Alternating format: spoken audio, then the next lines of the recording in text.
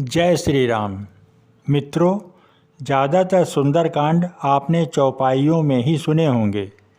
मैं उन्हीं चौपाइयों का हिंदी में केवल अर्थ बता रहा हूँ ताकि सबको मालूम हो जाए कि सुंदरकांड में हनुमान जी ने कौन कौन से कार्य किए हैं।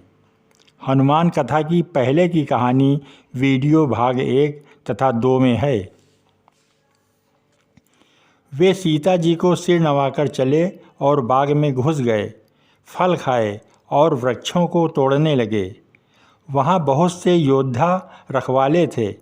उनमें से कुछ को मार डाला और कुछ ने जाकर रावण से पुकार की और कहा, हे नाथ, एक बड़ा भारी बंदर आया है। उसने अशोक वाटिका उजाड़ डाली, फल खाए, वृक्षों को उखाड़ डाला और रखवालों को मसल मसल कर जमीन पर डाल दिया। यह सुनकर रावण ने बहुत से योद्धा भेजे। उन्हें देखकर हनुमान जी ने गर्जना की। हनुमान जी ने सब राक्षसों को मार डाला। कुछ जो अधमरे थे चिल्लाते हुए गए। फिर रावण ने अक्षय कुमार को भेजा। वह असंख्य श्रेष्ठ योद्धाओं को साथ लेकर चला। उसे आते देखकर हनुमान जी एक वृक्ष हाथ में लेकर ललकारा और उसे मारकर महाध्वनि बड़े जोर से गर्जना की। उन्होंने सेना में कुछ को मार डाला और कुछ को मसल डाला और कुछ को पकड़ पकड़ कर धूल में मिला दिया। कुछ ने फिर जाकर पुकार की कि हे प्रभु, बंदर बहुत ही बलवान है। पुत्र का वध सुनकर रावण क्रोधित हो उठा और उसने अपने बड़े बेटे बलवान मेघनाद को भेजा और कहा कि हे पुत्र, मारना नहीं, उसे बांध लाना। उस बंदर को देखा जाए कि कहाँ का है। इंद्र को जीतने वाला अतुलनीय योद्धा मेघनाद चला। भाई का मारा जाना सुन उसे क्रोध आया। हनुमान जी ने देखा कि अब की भयानक योद्धा आया है। तब वे कटकटाकर गरजे और दौड़े। उन्होंने एक बहुत बड़ा वृक्ष उखाड़ लिया और उसके प्रहार से लंकेश्वर रावण के पुत्र मेघनाद को बिना रथ का कर दिया। रथ को तोड़कर उसे नीचे पटक दिया। उसके साथ जो बड़े बड़े योद्धा थे उनको पकड़ पकड़ कर हनुमान जी अपने शरीर से मसलने लगे। उन सबको मारकर फिर मेघनाद से लड़ने लगे। लड़ते हुए वे ऐसे मालूम होते थे मानो 2 गजराज श्रेष्ठ हाथी भिड़ गए हों। हनुमान जी उसे एक घूंसा मारकर वृक्ष पर जा चढ़े। उसको क्षण भर के लिए मूर्छा आ गई। फिर उठकर उसने बहुत माया रची, परंतु पवन के पुत्र उससे जीते नहीं जाते। अंत में उसने ब्रह्मास्त्र का संधान किया तथा हनुमान जी ने मन में विचार किया कि यदि ब्रह्मास्त्र को नहीं मानता हूँ तो उसकी अपार महिमा मिट जाएगी। उसने हनुमान जी को ब्रह्म बाण मारा, जिसके लगते ही वे वृक्ष से नीचे गिर पड़े, परंतु गिरते समय भी उन्होंने बहुत सी सेना मार डाली। जब उसने देखा कि हनुमान जी मूर्छित हो गए हैं, तब वह उनको नागपाश से बांधकर ले गया। शिव जी कहते हैं कि हे भवानी, सुनो, जिनका नाम जपकर ज्ञानी विवेकी मनुष्य संसार जन्म मरण के बंधन को काट डालते हैं, उनका दूत कहीं बंधन में बंध सकता है? किंतु प्रभु के कार्य के लिए हनुमान जी ने स्वयं अपने को बंधा लिया। बंदर का बांधा जाना सुनकर राक्षस दौड़े और कौतुक के लिए, तमाशा देखने के लिए सब सभा में आए। हनुमान जी ने जाकर रावण की सभा देखी। उसकी अत्यंत प्रभुता ऐश्वर्य कुछ कही नहीं जाती। देवता और दिक्पाल हाथ जोड़े बड़ी नम्रता के साथ भयभीत हुए सब रावण की ओर देख रहे थे। उसका ऐसा प्रताप देखकर भी हनुमान जी के मन में जरा भी डर नहीं लगा।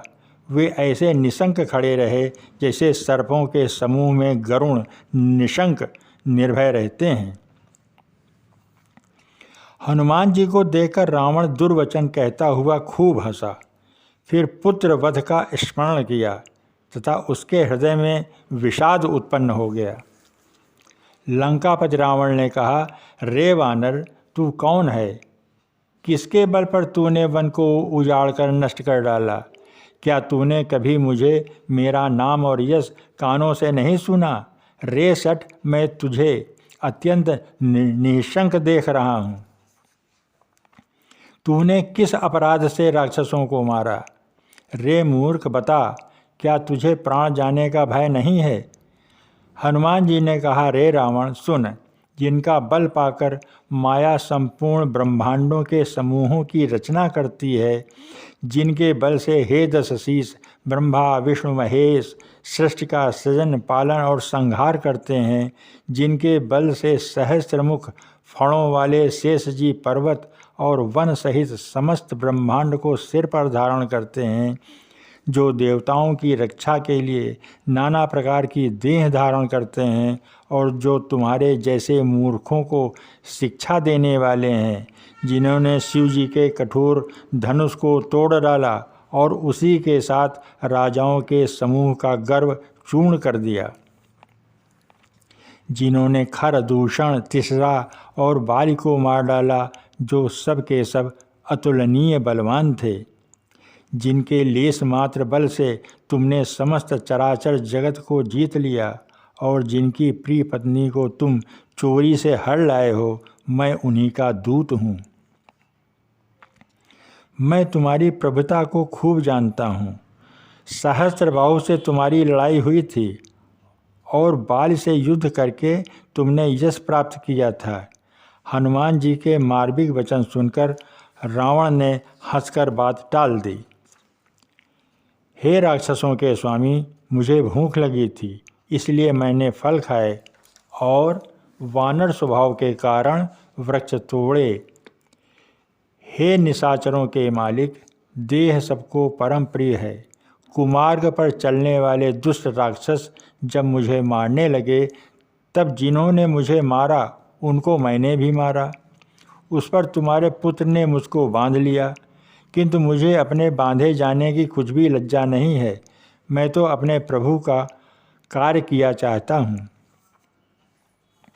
हे रावण, मैं हाथ जोड़कर तुमसे विनती करता हूँ कि तुम अभिमान छोड़कर मेरी सीख सुनो।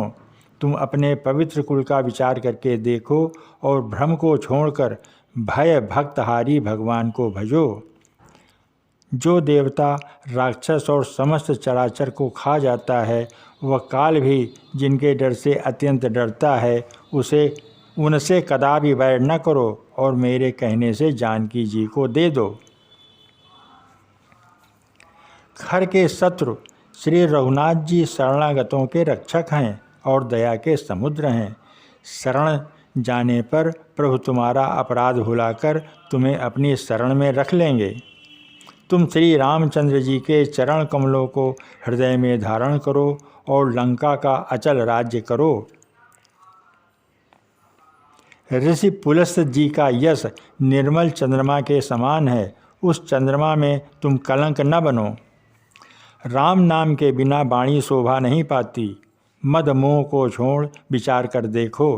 हे देवताओं के शत्रु, सब गहनों से सजी हुई सुंदरी स्त्री भी कपड़ों के बिना शोभा नहीं पाती। राम विमुख पुरुष की संपत्ति और प्रभुता रही हुई भी चली जाती है और उसका पाना न पाने के समान है। जिन नदियों के मूल में कोई जल स्रोत नहीं है, अर्थात जिन्हें केवल बरसात का ही आसरा है, वे वर्षा बीत जाने पर फिर तुरंत ही सूख जाती हैं। हे रावण, सुनो, मैं प्रतिज्ञा करके कहता हूँ कि राम विमुख की रक्षा करने वाला कोई भी नहीं है। हजारों शंकर, विष्णु और ब्रह्मा भी श्री रामचंद्र जी के साथ द्रोह करने वाले तुमको नहीं बचा सकते। मोह ही जिसका मूल है, ऐसे अज्ञान जनित बहुत पीड़ा देने वाले तम रूप अभिमान का त्याग कर दो और रघुकुल के स्वामी, कृपा के समुद्र भगवान श्री रामचंद्र जी का भजन करो। यद्यपि हनुमान जी ने भक्ति, ज्ञान, वैराग्य और नीति से सनी हुई बहुत ही हित की वाणी कही, तो भी वह महान अभिमानी रावण बहुत हंसकर व्यंग से बोला कि हमें यह बंदर बड़ा ज्ञानी गुरु मिला है। रे दुष्ट, तेरी मृत्यु निकट आ गई है। अधम, मुझे शिक्षा देने चला है। हनुमान जी ने कहा, इससे उल्टा ही होगा, अर्थात मृत्यु तेरे निकट आई है, मेरे नहीं। यह तेरा मत भ्रम बुद्धि का फेर है, मैंने प्रत्यक्ष जान लिया है। हनुमान जी के वचन सुनकर वह बहुत ही कुपित हो गया और बोला, अरे इस मूर्ख का प्राण शीघ्र ही क्यों न हर लेते। सुनते ही राक्षस उन्हें मारने दौड़े। उसी समय मंत्रियों के साथ विभीषण जी वहां आ पहुँचे। उन्होंने सिर नवाकर और बहुत ही विनय करके रावण से कहा कि दूत को मारना नहीं चाहिए, यह नीति के विरुद्ध है। हे गोसाईं, कोई दूसरा दंड दिया जाए। सब ने कहा, भाई यह सलाह उत्तम है। यह सुनते ही रावण हंसकर बोला, अच्छा तो बंदर को अंग भंग करके भेज दिया जाए। मैं सबको समझाकर कहता हूँ कि बंदर की ममता पूँछ पर होती है, अतः तेल में कपड़ा डुबोकर उसे इसकी पूँछ में बांधकर फिर आग लगा दो। जब बिना पूँछ का यह बंदर वहाँ अपने स्वामी के पास जाएगा, तब यह मूर्ख अपने मालिक को साथ ले आएगा, जिनकी इसने बहुत बड़ाई की है। मैं जरा उनकी प्रभुता सामर्थ्य तो देखूं। यह वचन सुनते ही हनुमान जी मन में मुस्कराए और मन ही मन बोले कि मैं जान गया, सरस्वती जी इसे ऐसी बुद्धि देने में सहायक हुई हैं। रावण के वचन सुनकर मूर्ख राक्षस वहीं पूँछ में आग लगाने की तैयारी करने लगे। पूँछ के लपेटने में इतना कपड़ा और घी तेल लगा कि नगर में कपड़ा, घी और तेल नहीं रह गया। हनुमान जी ने ऐसा खेल किया कि पूँछ बढ़ गई, लंबी हो गई। नगरवासी लोग तमाशा देखने लगे। वे हनुमान जी को पैर से ठोकर मारते और उनकी बहुत हंसी करते। ढोल बजते हैं, सब लोग तालियां पीटते हैं। हनुमान जी को नगर में फिराकर फिर पूँछ में आग लगा दी। अग्नि को जलते हुए देखकर हनुमान जी तुरंत ही बहुत छोटे रूप में हो गए। बंधन से निकलकर वे सोने की अटारियों पर जा चढ़े। उनको देखकर राक्षसों की स्त्रियां भयभीत हो गईं। उस समय भगवान की प्रेरणा से 49 पवन चलने लगे। हनुमान जी अट्टहास करके गरजे और बढ़कर आकाश से जा लगे। देह बड़ी विशाल परंतु बहुत ही हल्की फुर्तीली है। वे दौड़कर एक महल से दूसरे महल पर चढ़ जाते हैं। नगर जल रहा है, लोग बेहाल हो गए हैं। आग की करोड़ों भयंकर लपटें झपट रही हैं।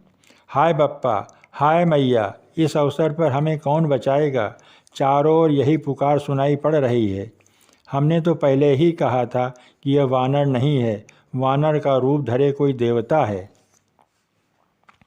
साधु के अपमान का यह फल है कि नगर अनाथ के नगर की तरह जल रहा है। हनुमान जी ने एक ही क्षण में सारा नगर जला डाला, एक विभीषण का घर नहीं जलाया। शिव जी कहते हैं कि हे पार्वती, जिन्होंने अग्नि को बनाया, हनुमान जी उन्हीं के दूत हैं। इसी कारण से वे अग्नि से नहीं जले। हनुमान जी ने उलट पलट एक ओर से दूसरी ओर तक सारी लंका जला दी। फिर वे समुद्र में कूद पड़े। पूँछ बुझाकर, थकावट दूर करके और फिर छोटा सा रूप धारण कर हनुमान जी श्री जानकी जी के सामने हाथ जोड़कर जाकर खड़े हो गए। जय श्री राम।